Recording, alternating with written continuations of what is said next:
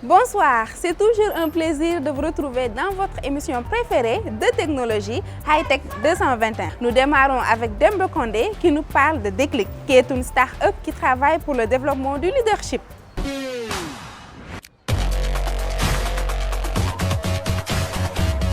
Déclic, ça veut dire développement, citoyenneté, leadership intégré et communautaire.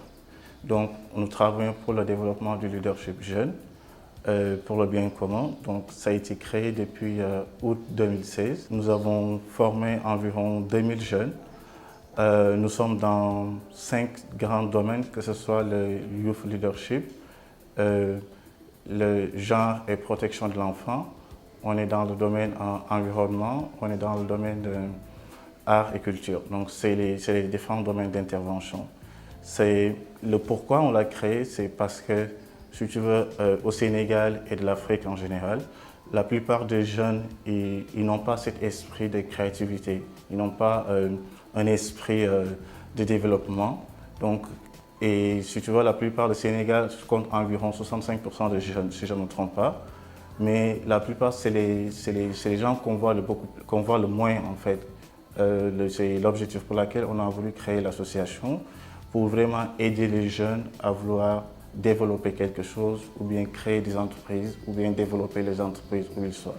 Et de l'autre côté, les gens qui arrivent à créer que ce soit des projets entrepreneuriaux, que ce soit des projets d'entreprise, ils sont les moins développés. Donc, on s'est dit, il y a les ressources humaines, ce n'est pas les financements qui manquent, mais la plupart des choses ne bougent pas. Donc, on a essayé de répondre à cette question, pourquoi les choses ne bougent pas, pourquoi les jeunes n'arrivent pas à développer ou créer des entreprises, pourquoi peut-être ceux qui arrivent à créer des entreprises n'arrivent pas à se développer. Donc, nous avons essayé de répondre à cette question où on s'est dit que c'est un problème de leadership, où c'est la raison pour laquelle notre mission, c'est de relever les défis de leadership pour le bien commun. On organise des sessions de formation pour des jeunes en leadership, en développement communautaire, en entrepreneuriat, mais aussi à l'utilisation des réseaux sociaux, que ce soit la technologie ou autre. Parce que si tu veux, maintenant, la technologie a tellement développé, donc si tu exerces quel que soit ton secteur d'activité, si tu n'arrives pas à utiliser les réseaux sociaux pour essayer de véhiculer ton message ou bien essayer de développer ton entreprise, voilà, ça cause problème parce que maintenant on est dans le monde de la technologie. Donc on incite aux jeunes d'utiliser la technologie, mais à bon escient, parce qu'il y a beaucoup de réseaux sociaux, que ce soit Facebook, Instagram, ou il y en a plein, mais les jeunes l'utilisent parfois pour autre chose. Alors que ne serait-ce qu'à Facebook, tu peux utiliser Facebook pour publier en fait, que ce soit l'entreprise ou bien ce que tu es en train de faire pour essayer au moins pour beaucoup plus de visibilité. Notre vision à long terme, c'est de construire un centre de leadership, mais un centre qui répond, si tu veux, à toutes les nouvelles technologies qui permettent aux jeunes, quelles que soient leurs différentes activités, quel que soit leur domaine d'intervention, puissent venir là-bas, se former et essayer de développer leurs compétences. Mais aussi, c'est un centre qui permettra de créer et développer de la matière. Parce que le constat, si tu veux, il y a des organisations qui sont là et qui ont besoin des gens qui sont compétents pour travailler dans leurs organisations. Et nous, ce qu'on fait, on développe de la compétence. On essaie de travailler sur le mindset des gens pour essayer de développer les compétences. Parce que, je donne juste un exemple. Si vous allez dans les marchés, la plupart des gens qui réparent des portables, c'est des gens, la plupart qui n'ont pas été à l'école. Et vous amenez votre portable et ils te réparent ça dans moins de 48 heures. Et ces genres de personnes, si on ne serait-ce de développer un tout petit peu leurs compétences qui répondent par rapport à leur passion, ils peuvent avancer et développer et pourquoi pas au moins créer des entreprises qui peuvent créer des téléphones portables et autres.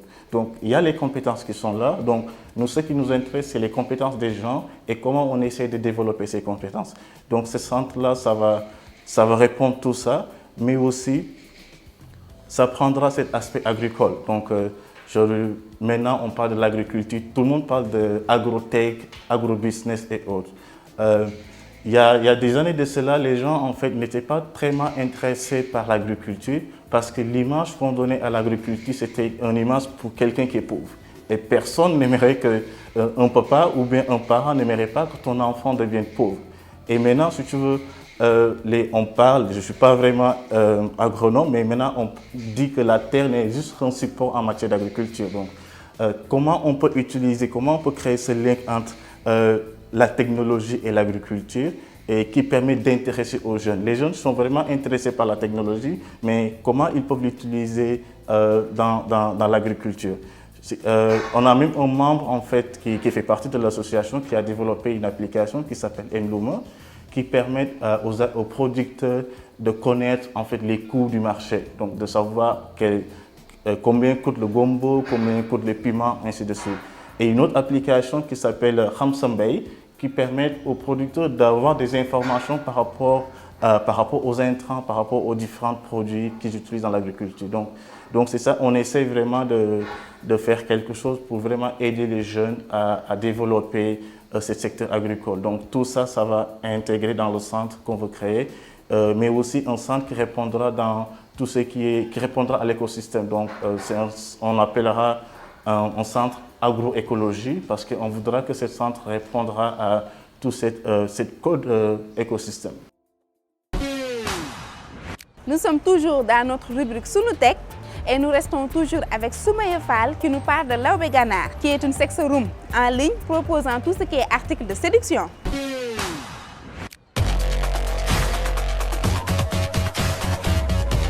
Laobé Ganaar, c'est une sex room en ligne qui propose tout ce qui est article d'embellissement et de séduction pour les femmes. Maintenant, quand je dis article, je pense bien sûr à tout ce qui est nuisette locale comme occidentale.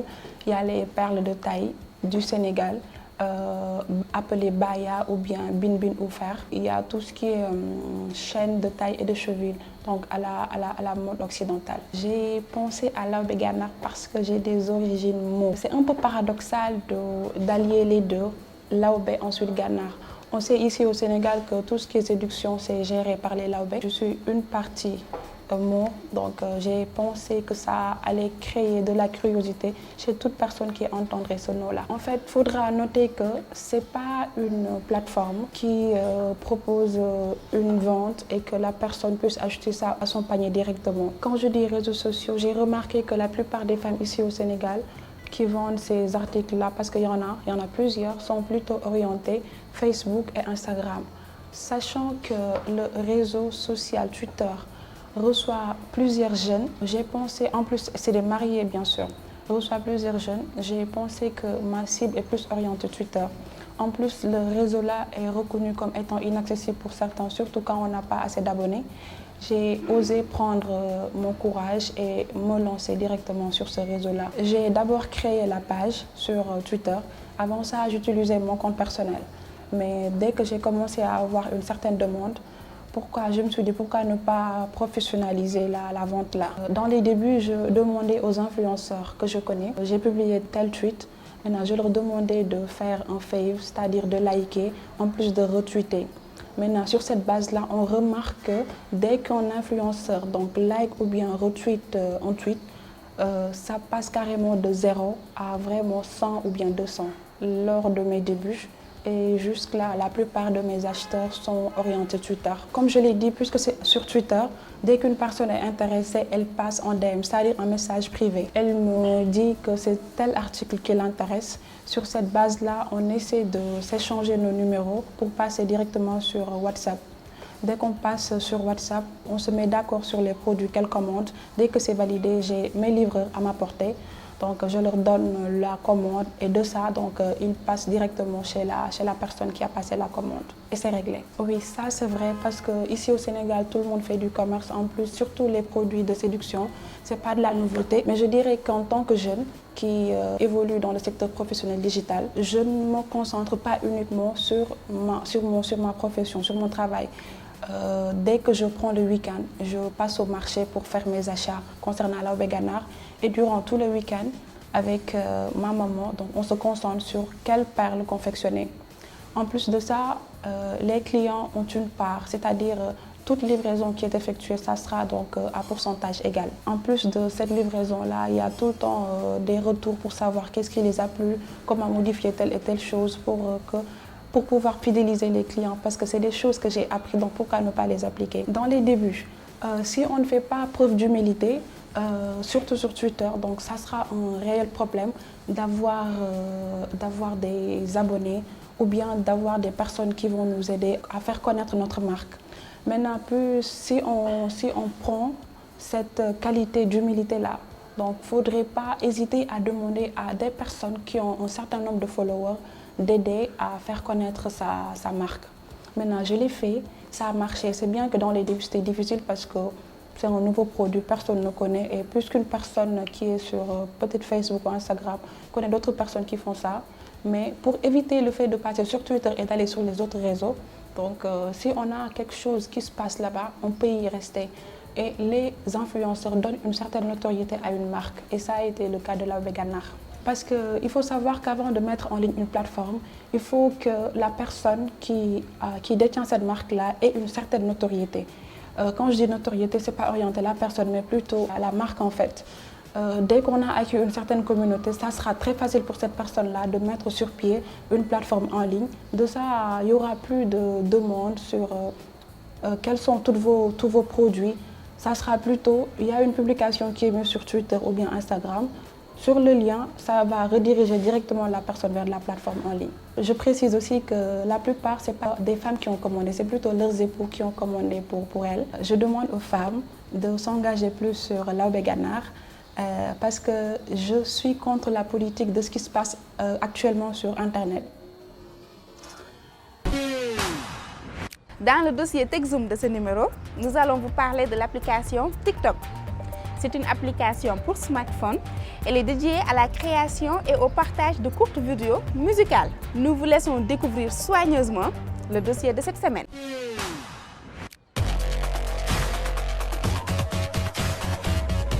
TikTok est une application pour smartphone.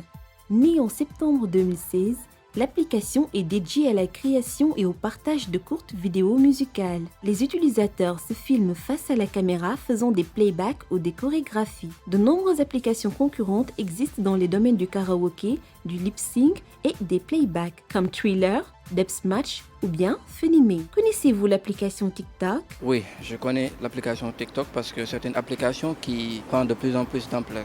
Oui, bien sûr, je connais l'application TikTok via les réseaux sociaux. Oui, je le connais via les réseaux sociaux. Bien sûr, je connais l'application TikTok. Avez-vous l'habitude de l'utiliser? Oui, j'utilise beaucoup TikTok sur mon téléphone portable. Pas vraiment. Je l'ai testé une seule fois. Oui, je l'utilise beaucoup. Tout le temps, je l'utilise. Non, je ne l'utilise pas et je ne sais même pas d'ailleurs comment l'utiliser. Une fois son compte créé, l'utilisateur peut choisir une chanson dans un vaste catalogue. Il peut ensuite se filmer face à la caméra en faisant semblant de chanter ou en mimant les paroles. Les vidéos qui durent 15 secondes peuvent ensuite se voir appliquer une vitesse particulière pour ralentir ou accélérer le mouvement. Mais aussi, il y a des filtres et des effets visuels. Une fois partagés, les clips défilent sur la page d'accueil de l'appli et sont répertoriés dans le profil du créateur à l'image d'un compte Instagram. Les utilisateurs recueillent ainsi des likes et des abonnés. Que pensez-vous de cette application? Je pense que TikTok est une application qui aide les jeunes à se connaître d'abord. Ouais, mon opinion par rapport à cette application dépend de la manière dont les gens l'utilisent. Si les gens l'utilisent pour se divertir, pour faire rire les gens. Pour moi, cette application, elle sert à amuser les gens, à faire des vidéos drôles, amuser la galerie. Et ça propose ce genre de choses en fait. Pour moi, c'est une application qui permet de se divertir, de relaxer un peu lorsque on est fatigué, s'amuser. Qui aide aussi les jeunes à enlever leur stress,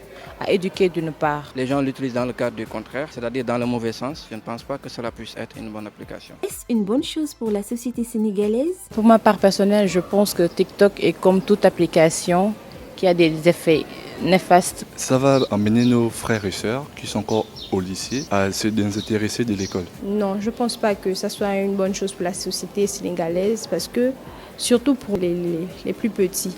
Je vois des choses venant de ces vidéos-là, vraiment, qui ne sont pas du tout bonnes pour la jeunesse sénégalaise. Il y en a qui utilisent TikTok pour des choses pas bien. Plus pour faire des vidéos, est-ce qu'on est concentré sur des téléphones et c'est pas vraiment bien. C'est-à-dire qu'ils font des vidéos malsaines sur TikTok. Parce qu'il y a des plus grands qui se permettent de poster des vidéos un peu tristes. Il y en a aussi qui sont sur TikTok uniquement pour enlever le stress des gens et faire du bien. Pour les utilisateurs, TikTok est un terrain de jeu sans fin. La majorité des accros à TikTok regorgent de créativité et profitent des nombreux effets proposés par l'application pour s'imposer parmi les meilleurs vidéastes. Dans le Tech Tips de cette semaine, le professeur Aris Kassé nous parle sur le comment réduire facilement un fichier PDF. Réponse.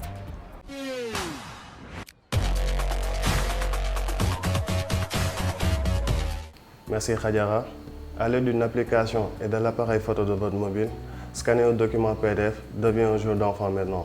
Il suffit de prendre une photo, de recadrer l'image, de recommencer pour les pages suivantes et d'appuyer sur un bouton pour obtenir un PDF prêt à partager. Si les documents d'une page numérisée par ce biais ne présentent généralement pas de problème et peuvent être immédiatement partagés depuis leur smartphone, les PDF de plusieurs pages ont en revanche un inconvénient de taille. Leurs poids sont souvent soulevés. Impossible dès lors de transférer les documents volumineux. Sur certains sites administratifs imposant une limite au poids du fichier, vous devez alors transférer vos PDF sur vos PC pour tenter de réduire leur poids en les composant. Et vous n'aurez besoin rien d'autre que votre navigateur web pour y arriver.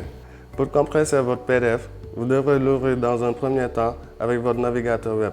Les navigateurs Firefox, Edge, Chromium et Google Chrome peuvent être utilisés. Faire un clic droit sur votre PDF. Placez-vous sur le menu Ouvrir avec et sélectionnez votre navigateur web. Vous pouvez également glisser et déposer directement votre fichier dans un onglet de votre navigateur. Une fois votre document correctement affiché dans votre navigateur, choisissez de lancer l'impression en cliquant sur le bouton idoine ou en utilisant la combinaison de touches CTRL-P. Le volet des paramètres d'impression devrait alors s'ouvrir. Dans le menu déroulant permettant de sélectionner l'imprimante à utiliser, choisissez Microsoft Print to PDF. L'option semble accessible nativement sur Firefox et Edge Chromium, mais pas sur Google Chrome. Si elle n'apparaît pas sur ce dernier, dans le menu permettant de sélectionner l'imprimante destination, il vous faudra peut-être cliquer sur Voir plus pour être en mesure de choisir Microsoft Print to PDF. Lorsque tous les paramètres d'impression sont correctement sélectionnés, cliquez simplement sur le bouton Imprimer. Vous serez alors invité à enregistrer une nouvelle version de votre document au format PDF sur le disque dur de votre ordinateur. Donnez un nouveau nom à votre fichier et validez l'enregistrement. Si tout s'est bien passé, la nouvelle version de votre PDF devrait avoir une taille inférieure à celle du document original. Voilà Khadiara, c'était tout pour le tips de ce numéro.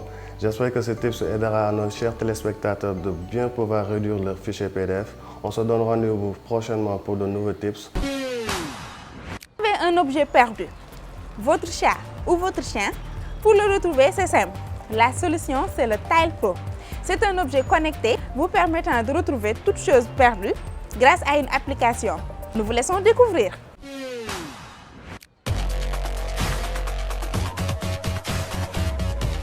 Le capteur de foulée Bluetooth Smart est idéal pour les coureurs qui souhaitent améliorer leur technique et leur performance. Vous pouvez consulter des informations de vitesse et de distance sur votre cardio que vous courez sur un tapis ou sur les chemins les plus boueux. Compatible avec des douzaines d'applications d'entraînement physique comme Polarbeat, il mesure chacune de vos foulées pour indiquer votre vitesse et votre distance. Il vous aide aussi à améliorer votre technique de course en vous indiquant la cadence de course et la longueur de foulée. Le Polar indique l'évolution de vos performances de course grâce à la fonction Running Index unique de Polar. Il se fixe solidement sur vos lacets grâce à son format compact. Polar est étanche et anti-choc pour passer sur les courses les plus exigeantes. Toujours dans TechWord, vous voulez connaître votre rythme cardiaque, la vitesse parcourue ou bien l'évolution de votre performance? Et oui, c'est bien possible avec Polar Capteur. Découverte.